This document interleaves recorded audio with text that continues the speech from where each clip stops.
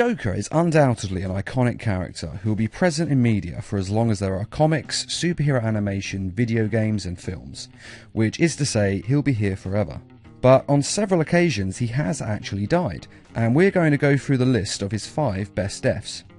Mask of the Phantasm. In Mask of the Phantasm, the Joker is portrayed as having been a goon for the mob, much different to his backstory in The Killing Joke. The Killing Joke is of course what's generally accepted to be his true origin. Now in Mask of the Phantasm he's done many bad things, but the one thing that finally got him killed was executing the lead female protagonist's father. You? But he paid you! Dad?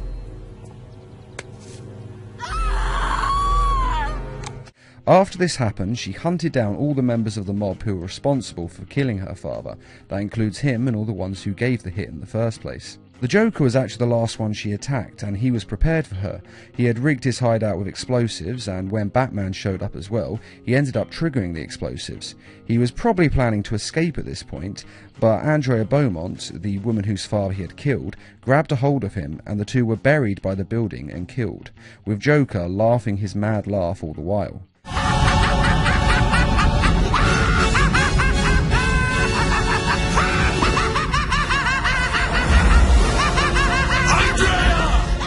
And little did he know that he was actually robbing Batman of one of his greatest loves as well. Injustice. The Joker's death in Injustice is great for one reason. It's not Batman who finally snaps and kills him. For years, fans have been saying that Batman should kill the Joker, because he always escapes from wherever he is incarcerated, no matter what. Even in the Lego Batman, he was able to escape from the Phantom Zone and come back stronger than ever. And when he does come back, he kills more people and ruins more lives. And with each escape and stunt he has done, these stunts become larger and larger in this ever-building escalade of danger and damage that he has to create. But Batman has always refused to give in and break his moral code. No matter what the Joker does to him, he would never kill him. But when Joker sets off a nuke in Metropolis, killing 5 million people, which is undoubtedly the worst thing the Joker has ever done, Batman has control, though admittedly it is measured. The nuke. Where'd you get it? What? You want one? Copy that. But it's Superman who can't handle it. Everyone thinks Batman is the Dark One who interrogates in torturous ways. Please, God, stop! I'll tell you to stop! Remember something else? And is the one who's most likely to snap, as Superman is the Boy Scout goody two-shoes. But in this we see that Batman is actually the more morally correct of the two, as he's been able to resist giving in killing the Joker for years. But if I do that, if I allow myself to go down into that place, I'll never come back. But Superman cannot deal with someone as insane and evil as the Joker, and kills him in an instant. Now run along, so I can break out of here. I've got lots of planning to do to top this. That's enough.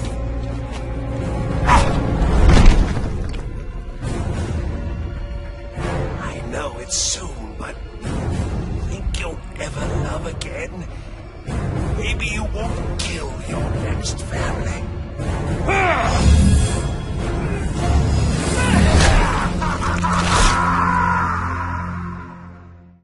And that's what makes this such a great death, the fact that it was Superman and not Batman who broke first and took a life. It's interesting to see that Batman, the only one of the main 7 Justice League members who doesn't have any powers, is the one strong enough to resist killing the Joker, whereas Superman, the strongest and most powerful being on the planet, is not strong enough to stop himself. That being said, I do completely understand why Superman killed the Joker. He killed his wife and unborn child, and I don't honestly think any man worth a damn would be able to stop themselves from killing the Joker if that had happened to them. Not straight away when the pain and the loss was still fresh, which is why Superman shouldn't have been anywhere near the Joker at that point, but they couldn't exactly keep him away. As I said, he is the most powerful being on the planet. And killing the Joker is forgivable under those circumstances, at least in my mind, and I think that any jury would have let him go on a plea of temporary insanity. But it's everything the Superman does next that's wrong, and the Injustice games did prove that once a life is taken, it's a slippery slope to becoming a fully fledged supervillain, which Superman definitely became in the Injustice 2 video game. I'll have a legion whose power rivals the combined Lantern Corps. And I want you to lead it with me. Never, Cal. You'll either make the right choice, or I'll make it for you. And this is actually one of the best things about the Injustice games. It does show why superheroes should never kill, even though we always say they should when we read the comics and watch the films. They have to have a line in the sand because once they cross it, they can't go back. Arkham City.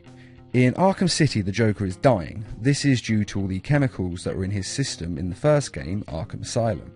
In this first game, we saw him inject himself with the formula Titan, which is based on Bane's venom and transforms a person into a monstrous Bane-like state. Showtime, Batman! Let's give the room something to talk about! Two freaks in a fight to the death! These chemicals, combined with the cure to return Joker to normal, leave his blood poisoned and toxic, and he has hours to live as the game starts.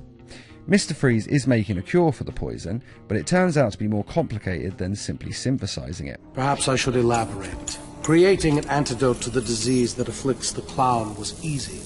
Unfortunately, the cure degrades too quickly. It needs a restorative element, some kind of reforming enzyme. Without it, it breaks down before it can help its host. I've seen this before. Finding a suitable enzyme is not the only problem. It needs to be adapted, bonded to human DNA. That will take decades. Because of this, the Joker needs Batman to get him the cure, so he injects Batman with the same poison. Batman is fine with this, as he'd rather die than save him, but Joker has a backup plan. Oh, didn't I say? I've spent weeks shipping samples of my blood to emergency rooms all over the city. So Batman has to get the cure by getting Ra's al Ghul's blood and using it to synthesize the cure. Being Batman, he of course does this, but it's not that simple once the cure's synthesized. The formula is complete. The bonding process appears to have been successful. How are you feeling? You look unwell. Give it to me. I'm afraid I cannot do that, Batman. You have given me your last order. But finally, after some pretty good boss fights, Batman gets the cure and drinks enough to save himself, and has enough of it left for the Joker as well. Every decision you've ever made ends with death and misery. People die. I stop you. You'll just break out and do it again. Think of it as a running gag. No!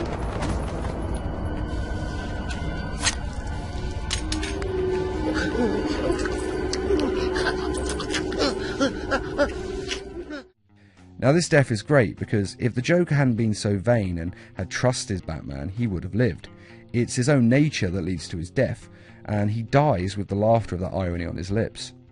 Do you want to know something funny? Even after everything you've done, I would have saved you.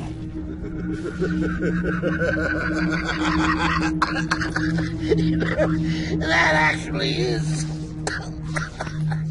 pretty funny.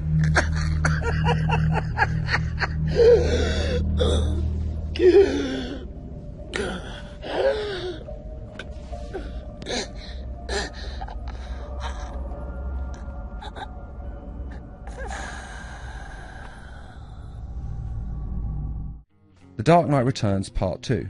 This death is amazing simply for its brutality. The movie was based on Frank Miller's The Dark Knight Returns graphic novel, and saw Batman do the one thing fans have wanted him to do for years: kill the Joker. After all the years and the things he has done, Batman has finally decided that he needs to take down the Joker once and for all. Are you out of your mind? I'm through playing Joker. It's an incredible fight and truly worthy as an ending to their lifelong feud, and the film is great, but in all honesty it's worth watching simply for the fight scene between Joker and Batman.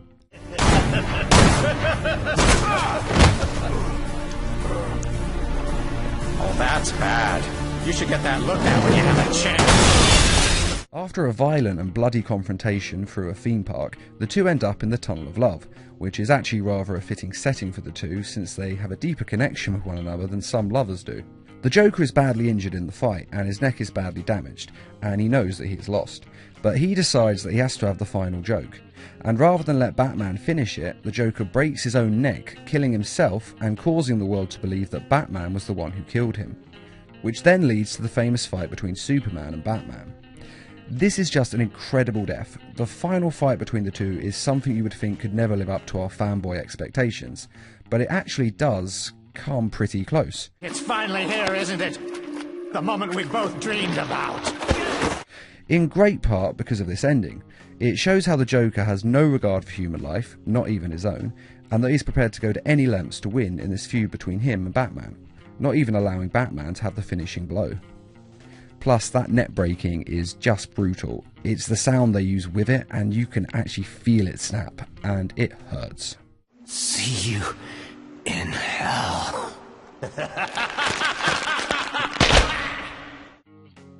Return of the Joker. Hello, Gotham. Joker's back in town. Return of the Joker was the first true death of the Joker that I ever saw, and I will never forget watching it for the first time. The Joker has kidnapped Tim Drake in an attempt to torture and brainwash him into thinking he is his son. And it works. Say hello, JJ. The Joker invites Batman over to show him what he has done and boast about his destruction of Tim Drake and the birth of Joker Jr., and how he has basically taken yet another Robin from Batman. But as with all things, the Joker takes it too far. He has beaten Batman and he could have ended it there, but he wants Tim Drake to be the one to kill Batman, to show that Batman has truly failed and the Joker has won. But in an incredibly emotional scene, Tim Drake is able to clear his mind enough through the torture and the chemicals that Joker has injected into him, and instead of killing Batman, he kills the Joker. That's not funny. That's not... The Joker is once again the architect of his own demise, a common theme and a fitting one for a man like the Joker. And as you watch the Joker die, Tim Drake starts laughing the mad laugh of the Joker, which turns into tears as he is losing his mind, and the full weight of what he has done and what has been done to him hits him. It's the same moment and feeling that Batman had when his parents died, and the same feeling the Joker had when he'd lost his family and he finally gave in to the madness. But unlike the Joker, Tim Drake is strong enough to eventually get his mind back. We had a trusted friend, Dr. Leslie Tompkins. It took her a year, but she was able to help Tim back to sanity. Still, things were never really the same. But even so, it's a heartbreaking scene to watch and incredibly moving, even in the face of how sadistic this part of the movie really is. One thing I think is important to note with these deaths is that in all of them, Batman is there. He was there when the Joker was created, and he was there when the Joker ended, and it seems fitting that he should be. And they are all the Joker's own fault, the end result and comeuppance for the depraved life he has decided to lead. But what do you think of these deaths, and which is your favourite? I'd also be very interested to hear which order you would put these deaths in yourself. And which do you think is the most fitting way for the Joker to die? Be sure to let us know in the comments, and I'd just like to give a quick thank you to those of you who made this video possible by donating to Needlemouse Productions' Patreon page. Patreon is a crowdfunding site that's helping to raise funds so that we can produce more videos for you each week. And as always, thanks for watching, and feel free to subscribe, share, like, and comment.